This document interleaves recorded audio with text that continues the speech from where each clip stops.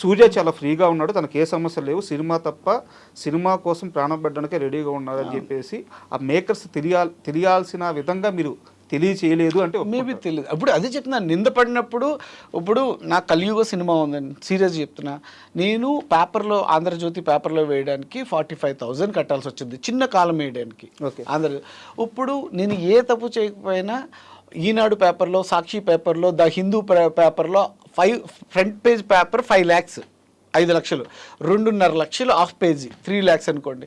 3 lakhs paper నేను ఇప్పుడు ఏ తప్పు చేయకుండా హాఫ్ పేజీలో నేను కనిపించాను.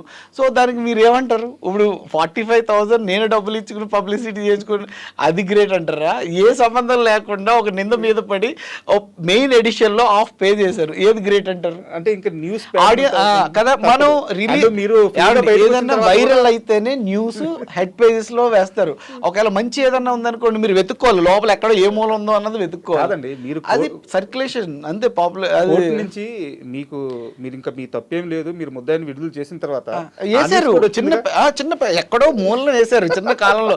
అది మీకు తెలియదు కదా నేను చెప్పేదాకా.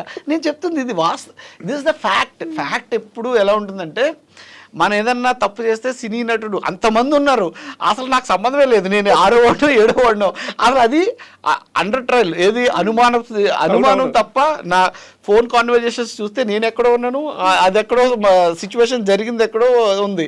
అది ఎప్పుడు టాలీ చేసేదాకా ఆడియన్స్కి తెలియదు, ప్రేక్షకులకు తెలియదు. వీడికి ఏ సంబంధం లేదు, వీడి ఫోన్ చేసిన పాపానికి తీసుకెళ్ళిపోయారు, అనుమానించి వేసారని. కానీ అది పెద్దగా పేపర్లో వచ్చేసరికి దొంగ ఈడున్నాడు అంత పెద్ద పేపర్లో వేశారు హాఫ్ పేజీలో. మరి ఏ సంబంధం లేదన్నది చిన్న కాలంలో ఎక్కడో మూలన ఎందుకు వేశారు చెప్పరా? మీరు చెప్పండి. ఆ రోజు న్యూస్ ప్రయారిటీ వేరే ఉండొచ్చు అంటే ఇది priority population.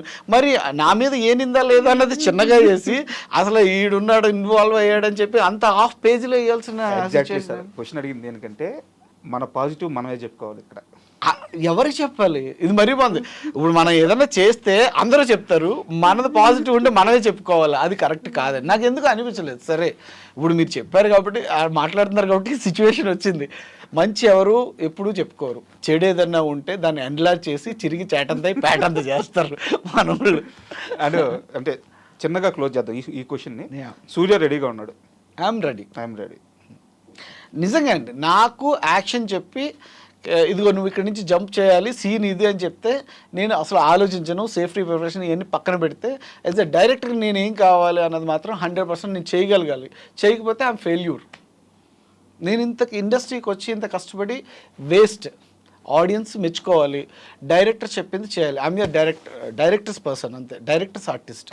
Super sir, seriously చెప్తున్నాను అండి. అండ్ రాజమౌళి గారి సినిమాలో ఒక రోల్ అంటూ ఉంటే ఆయనే పిలిచిస్తారు, 100% ఇస్తారు. అండ్ మీరు అన్నారు కదా, అండ్ మహేష్ బాబు గారి సినిమాకి ఏమన్నా కాల్ వచ్చిందో? నేనైతే వెళ్ళి కలిసాను, రాజమౌళి సార్ని కలిసాను. ఇంక మేబీ చెప్తానన్నారు.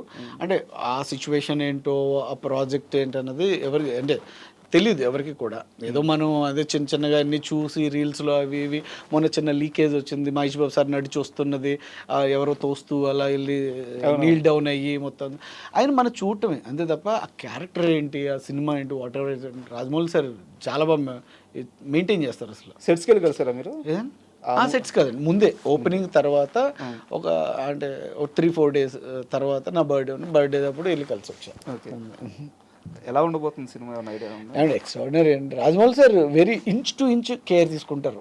ఇప్పుడు మామూలు సినిమాలు చేస్తేనే మీరు చూసారు కదా, అలాంటిది ఒక వరల్డ్ పాన్ ఇండియా సినిమా చేస్తున్నారంటే మహేష్ బాబు గారితో అది నెక్స్ట్ లెవెల్ ఉంటుంది. అది ఖచ్చితంగా ఆ భయం కూడా, ఇంటెన్షన్ కూడా సార్ ఎప్పుడు కూడా అది ఉంటుంది. మనం ప్రజెంట్ చేయాలి, కొత్తగా ప్రజెంట్ చేయాలి, ఆ కసి అది ఉంటుందండి ఎప్పుడు. అండ్ మీరు ఇందాక మనం స్టార్టింగ్లో మాట్లాడుకున్నాం, ఫౌజీలో రోల్ రావచ్చు. అవునండి, అను సార్ అదే నెక్స్ట్ మంత్ కలిసారు కూడా, విలేజ్ ఎపిసోడ్ ఏదో ఉంది అందులో చెప్తాను. అండ్ మీరు నేరుగా వెళ్ళి కలిసింది కూడా ప్రభాస్ గారిని. అవునండి, అదే రాజాసాబ్ షూటింగ్ జరుగుతుంటే ఫ్రెండ్ నేను వెళ్ళి, నరసింహ అని ఫ్రెండ్ ఉన్నారు, ప్రభాస్ అన్న ఫ్రెండ్, ఇద్దరం కలిసి వెళ్ళి కలిస్తే చెప్పారు. అండ్ మీకు బాగానే మంచి క్లోజ్ రిలేషన్. అన్న చాలా బాగా మాట్లాడతారు అన్న. చెప్తున్నాను కదండి, అసలు ఎలాంటి స్వార్థం లేకుండా హార్ట్ఫుల్గా ఉండే పర్సన్ ప్రభాస్. ఏమని పిలుస్తారు మిమ్మల్ని? డార్లింగ్ అని పిలుస్తారు అందరినీ. అసలు నన్ను ఏదో సెపరేట్గా పిలిచి అమ్మాయిలని ఏదో అలా ఏముండదు, అందరినీ కూడా చాలా ప్రేమతో పిలుస్తారు, చాలా బాగుంటారు. అంటే ఇండస్ట్రీలో ప్రభాస్ గారి విషయం ప్రస్తావన వస్తే ఈ మధ్యకాలంలో ఆయన పెట్టే ఫుడ్ కూడా ప్రస్తావనకు వస్తుంది. నిజంగా అండి, అన్న చాలా బాగుంటుందండి. మీరు మీకే తిన్నానండి, నేను ఒకసారి క్రాబ్స్ తిన్నా, మొన్న కూడా వెళ్ళినప్పుడు క్రాబ్స్ ఇచ్చారు మొన్న కూడా. అవునండి. సార్, ప్రభాస్ గారి టాపిక్ వచ్చింది కాబట్టి ఒక సీరియస్ క్వశ్చన్ మీరు చెప్పాలనుకుంటేనే చెప్పండి. నేను ఒక బయట నడుస్తున్న దానికి ఒక క్లారిఫికేషన్ ఇవ్వాలని ఈ క్వశ్చన్ అడుగుతున్నాను. మీరు స్కిప్ చేసే పైతే స్కిప్ చేసేయచ్చు. ఈ మధ్య కాలంలో చాలా మీడియా హౌస్లో ప్రభాస్ గారి ఆరోగ్యం బాగలేదు, ఆయన వేరే హాస్పిటల్లో పెట్టినారు, ఇలాంటి ఒక పుకార్లు అయితే పుట్టించారు. అన్ని ఫేక్ అండి, అన్ని ఫేక్. అదే వాడి ఛానల్ని ఎక్కువ పాపులేషన్ చేసుకోవడానికి చేస్తున్న ప్రయత్నాలు తప్ప ఇవన్నీ ఈజ్ ఎ ఫేక్. ఎందుకంటే నేను కలిసా కదా, మొన్న పర్సనల్గా నేను కలిశాను, నేను ఫౌజీ షూటింగ్కి వెళ్ళాను, నేను ప్రభాస్ అన్నను చూశాను, నేను స్పెండ్ చేసా టైము, అన్నీ ఫేక్. అన్నీ హ్యాపీగానే ఉన్నారు, ఏం లేదు అసలు. ఫ్యాన్స్ ఎవరు కూడా ఇది చేయాల్సిన అవసరం లేదు. ఆయన ఎలా తీసుకుంటారు సార్? ఆయన మీద ఎప్పుడు ఇట్లాంటి పుట్టిస్తా పుకార్లు ప్రభాస్ రియాక్ట్ కూడా ఎవరు, ఇవన్నీ ఫేక్ అంతే. ఇప్పుడు నిజంగా నిజం అంటే ఆడియన్స్కి మనం అరే పాప వాళ్ళు ఏదైనా ఫీల్ అవుతారని ఆయనే అన్నీ వచ్చి చెప్తారు తప్ప, ఎవరో ఏదో ఫేక్ చెప్పారని చెప్పి రియాక్ట్ అయ్యారనుకోండి, ఆ ఫేకే నిజం అవుతుంది. అందుకే అసలు రియాక్ట్ అవ్వరు. సూపర్. అండ్ ఇది అందరినీ జనరల్గా అడిగే క్వశ్చన్, మళ్ళీ మిమ్మల్ని అడుగుతున్నాను. మొత్తం మీ కెరీర్లో బిగ్గెస్ట్ హ్యాపీ మూమెంట్ ఏంది, బాగా బాధపడ్డ మూమెంట్ పర్టికులర్గా చెప్పండి. నిజం చెప్తున్నాను, ఎవ్రీడే హ్యాపీ. ఇప్పుడు షూటింగ్ ఉంటే మాకు పండగ, ఎవ్రీడే హ్యాపీ మూమెంట్. షూటింగ్ లేకపోతే డల్ ఫీల్, అంతా బోరీ లైఫ్. అదే చెప్తున్నాను కదా, ఇది బాధ, ఇది హ్యాపీనెస్, ఈ రెండే నాకు లైఫ్లో. షూటింగ్ ఉంటే మాత్రం ఈజ్ అ పిక్నిక్, ఎందుకంటే అక్కడ లైట్ ఆఫీసర్స్ ఉంటారు, ప్రొడక్షన్ వాళ్ళు ఉంటారు, ప్లస్ కెమెరామెన్స్ ఉంటారు, అందరూ.